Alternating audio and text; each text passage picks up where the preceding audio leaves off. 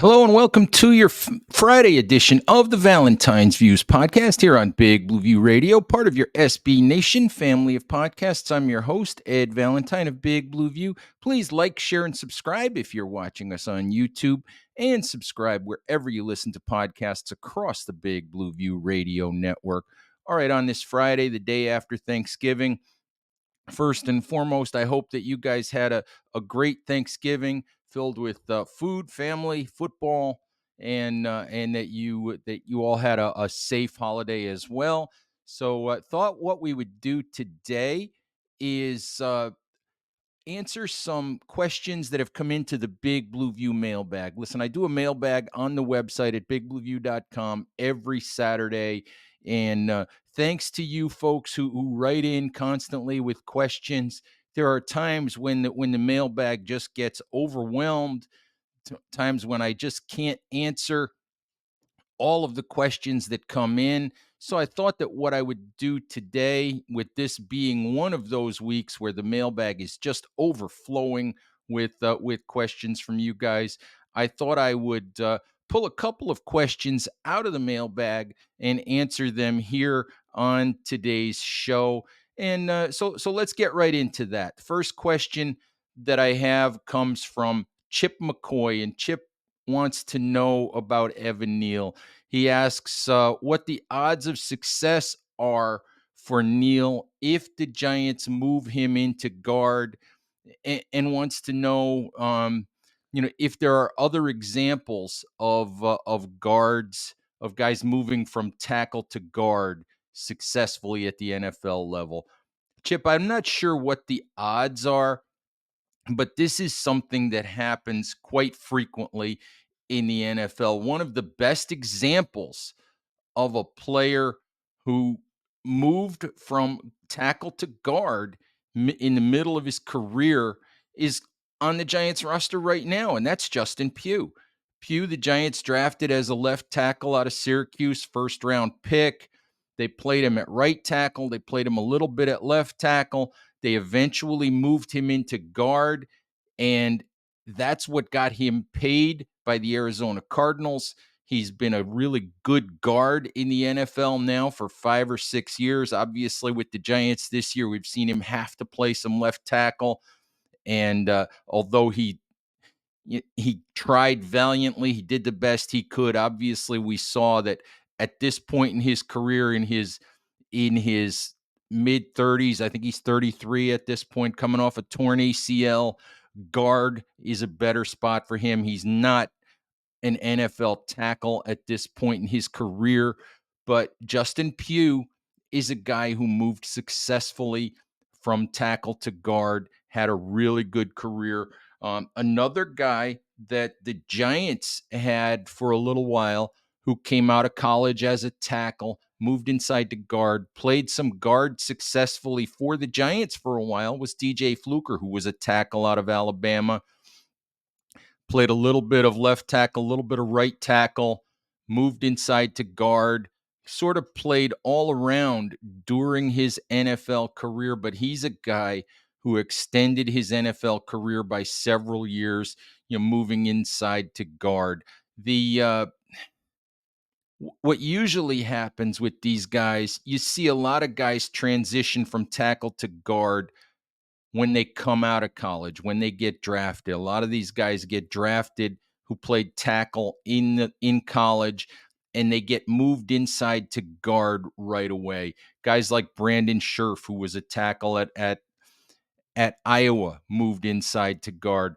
A guy like Zach Martin has had what might be a Hall of Fame career, moved inside to guard. A lot of guys do that. There are current examples. If you look at the Dallas Cowboys right now, in addition to Zach Martin, they're using Tyler Smith, a guy that they drafted a couple of years ago as perhaps the successor at left tackle to Tyron Smith. They're using Tyler Smith inside at left guard. And if you watch the Thanksgiving Day game against the Commanders, you can see what a dominating duo those two, with Tyron Smith at left tackle and Tyler Smith at left guard. You can see what a dominating duo those two guys can make. there are tons of examples of guys who come out of college and move from tackle to guard. You see it sometimes at the NFL level. What teams do with a guy like Eric Flowers, with a guy like Justin Pugh, with a guy like Evan Neal, come out of college, you have a need for a tackle, you maybe have a need for a right tackle. You're not 100% sure that this guy, that a certain that whatever player you're drafted can be a tackle, but the idea is always, because of the value of tackles, give the player an opportunity to try to succeed at tackle and then move him inside to guard if that doesn't work out. We see that a lot in the NFL, and that might be the path for Evan Neal. It I don't know what's going to happen. I don't know. I mean, Neal is hurt right now. He's been missing time with an ankle injury. Speculation in the fan base that when he comes back, maybe the Giants would move him inside to guard and give him an opportunity there. I don't know. I haven't I haven't heard any information about that being a possibility from the Giants at this point. Perhaps next year it's a possibility, but you know, Chip also wanted to know something about the differences between playing guard and tackle. The reason why tackle is harder is, first and foremost, most of the dominant pass rushers line up out on the edge. There are guys like Aaron Donald. There are guys like Dexter Lawrence. There are guys like Chris Jones who line up in the middle a lot. But most of your dominant pass rushers line up out on the edge. When you're out at tackle, you're out in space. Your athleticism is tested. Your movement skills are tested. You're often one-on-one out there with a Joey Bosa, with a Micah Parsons, with a Kayvon Thibodeau, out there one-on-one, and that player has options to go inside. He has options to go outside. He has options to use power. It tests your athleticism. It tests your feet. It tests your movement skills. It tests your hand usage. It tests everything about being an offensive lineman. When you move inside to guard, you don't have as much space to deal with. It's a much narrower, or it's a much more confined area. It's closer. I mean, that guy is lined up right on top of you rather than having a runway to figure out what he's going to do, what kind of move he's going to make. There's not as much space. It's more direct combat. And your athleticism, your movement skills aren't tested quite as much. You don't have to mirror guys in space so much. So if you have some athletic deficiencies, sometimes a move into guard can help a player to really flourish, despite the fact that he might have some athletic limitations. So that's why guys get moved from tackle to guard. It might be the path for Evan Neal. We'll have to see. I think we'll know more about that when we get to the 2024 offseason. We'll find out what the plan is for Evan Neal, whether the Giants are going to continue with him on the outside or move him inside and find a free agent, or find an early draft pick perhaps to play right tackle. All right, let's see what else we have here in the mailbag that we can look at. We have a question from Matt Sanders, who wants to know that if the Giants could make the first year cap situation work, would I give Kirk Cousins a 3-year deal and have Daniel Jones be the backup and then release Jones after 2024? Matt, absolutely not. I have no interest in Kirk Cousins whatsoever. He's, I believe, 35 years old. He's coming off a torn Achilles tendon. The New York Giants are one of the youngest teams in the NFL. I believe by snap weighted average, which is the amount of snaps that players are playing, the Giants are playing the second youngest roster in the NFL behind the Green Bay Packers. I have no interest in bringing in a quarterback who's 35, 36, would require a big contract, would you'd have Daniel Jones and Kirk Cousins in 2024 swallowing up tons of your cap space. I don't know how you would go about making the roster better if you tried to do that.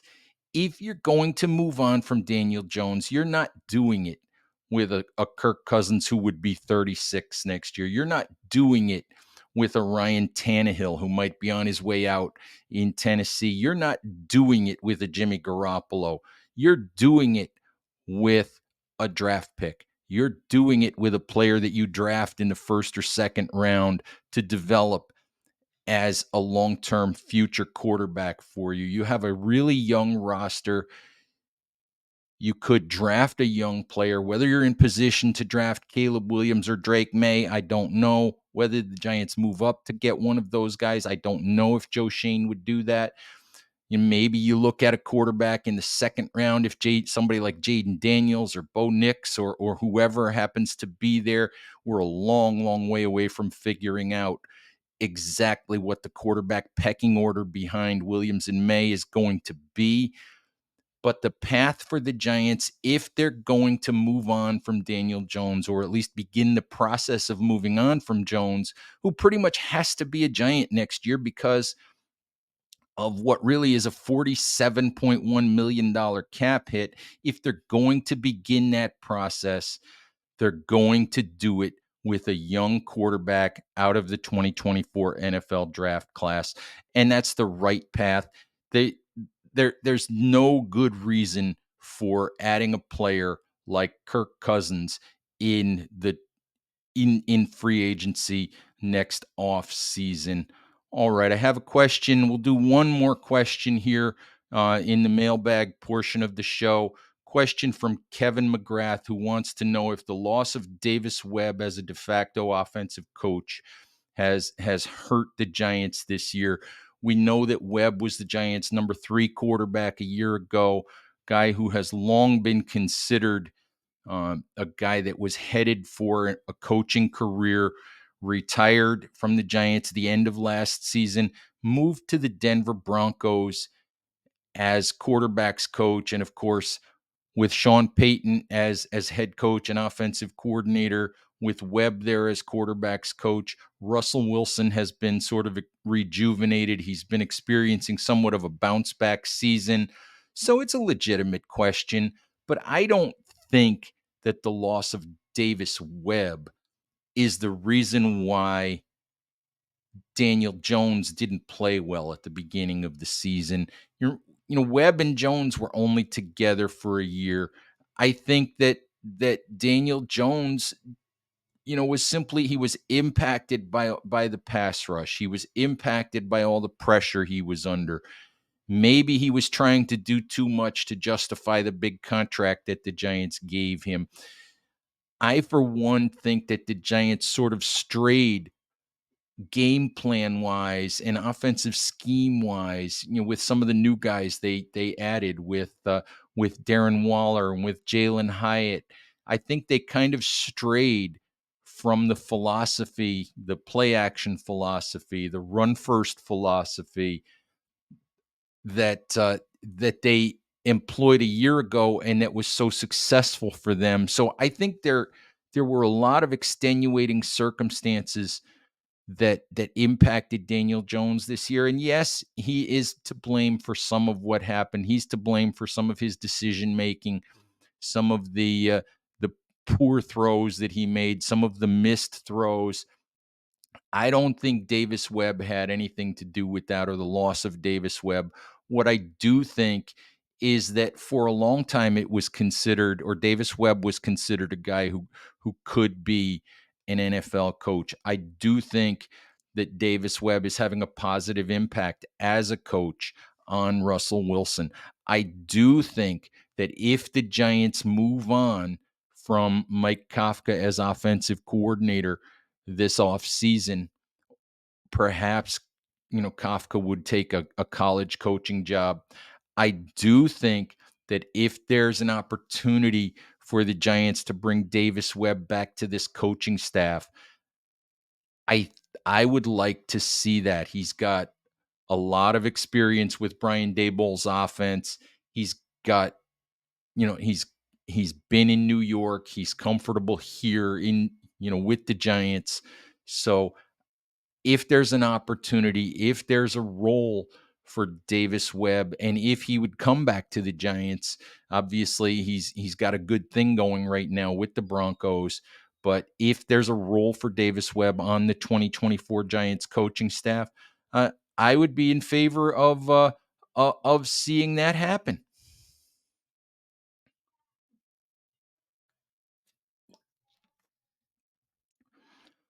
All right, Giants fans, let's move on to the other portion of the show, and that is what we usually do on Fridays, is make our weekly prediction for this week's Giants game. And this week, of course, the Giants face the New England Patriots. They host the Patriots at 1 o'clock on Sunday at MetLife Stadium.